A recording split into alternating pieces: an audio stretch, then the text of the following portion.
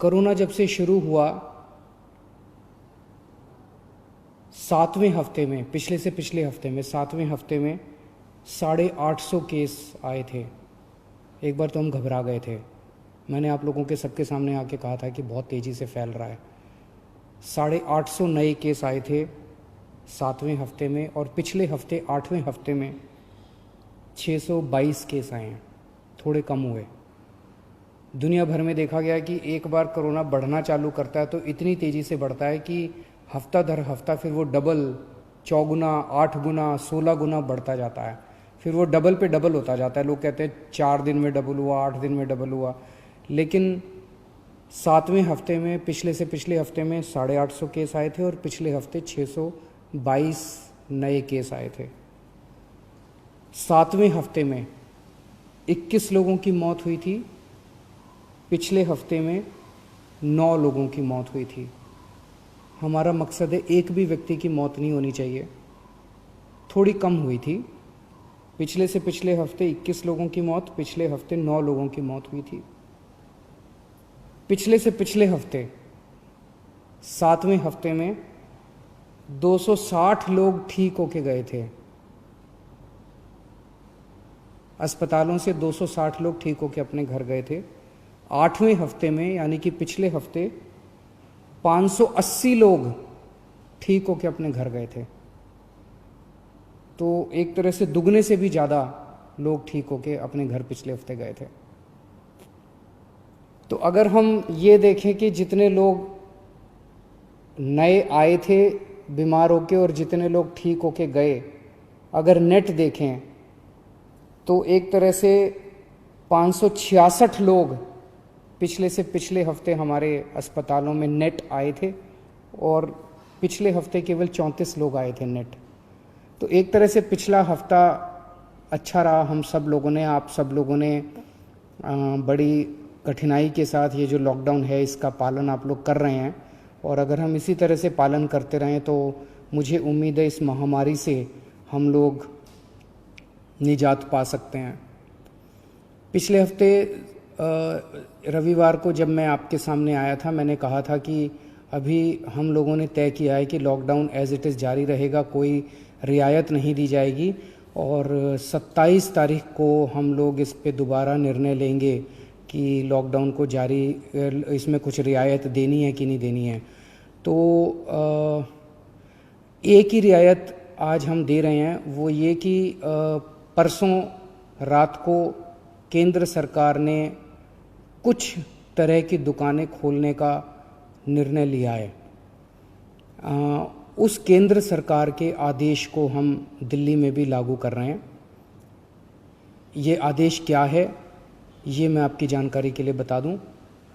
जो essential services की दुकानें थी, दवाई की दुकान, किराने की दुकान, खाने पीने की दुकान, सब्जियों की, फ्रूट्स की दुकान, दूध की सर्विसेज, वो जो एसेंशियल सर्विसेज हैं वो तो जारी रहेंगी, उसको कोई छेड़ नहीं रहा, वो एज इट इज़ जारी रहेंगी, वो खुली रहेंगी, वो सप्लाई होती रहेंगी।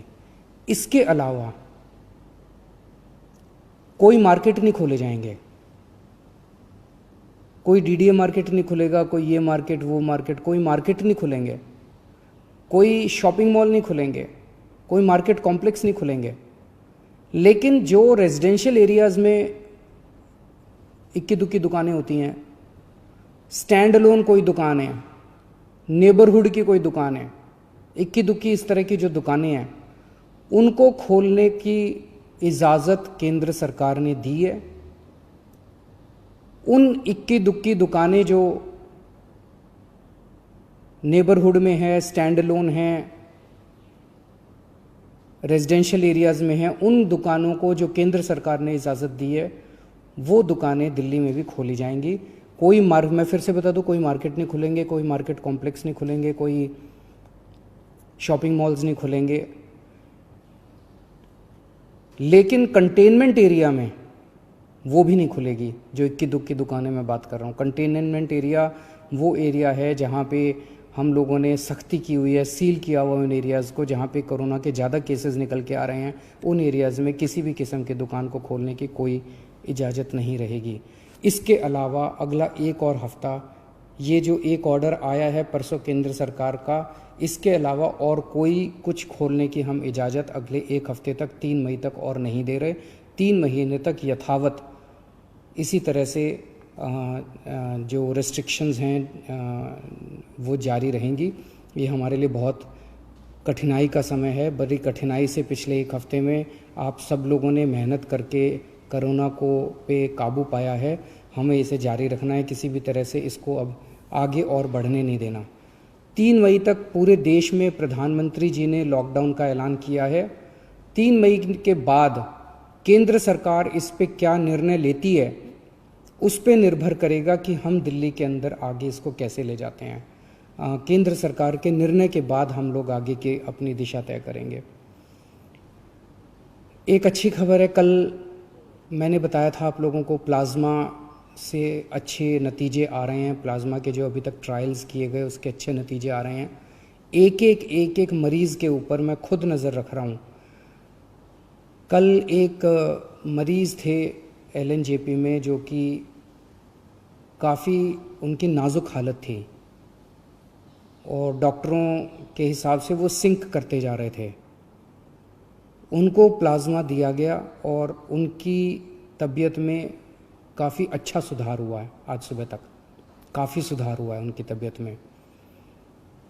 मैं डिटेल्स में नहीं जाऊंगा, डिटेल्स में जाना सही नहीं है, लेकिन उसको देख के हमारा उत्साह बढ़ा है इस प्लाज्मा थेरेपी को लेके कि इतने सीरियस मरीज भी ठीक हो सकते हैं इनसे।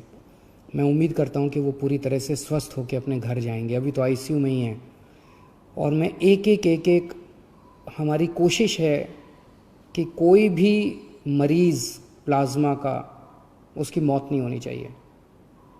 किसी की भी मौत होती है तो बहुत दुख होता है। हमारे डॉक्टर्स, सभी अस्पतालों के डॉक्टर्स, नर्सेज पूरी कोशिश करते हैं उन लोगों को बचाने की, एक जान बचाने की पूरी कोशिश करते हैं। हमारी कोशिश है कि किसी भी व्यक्ति की मौत नहीं होनी चाहिए। एक व्यक्ति से मैं पर्सनली उसकी खबर रख रहा हूँ, एक मरीज़ की खबर रख रहा हूँ। जो मरीज़ ठीक होके जा रहे हैं उन मरीजों को हम कह रहे हैं कि प्लाज्मा डोनेट करो। एक मरीज़ से मैं भी बात कर रहा हूँ, मेरी टीम भी बात कर रही है और उन्हें प्रोत्साहन देते हैं कि आप डोनेट कीजिए।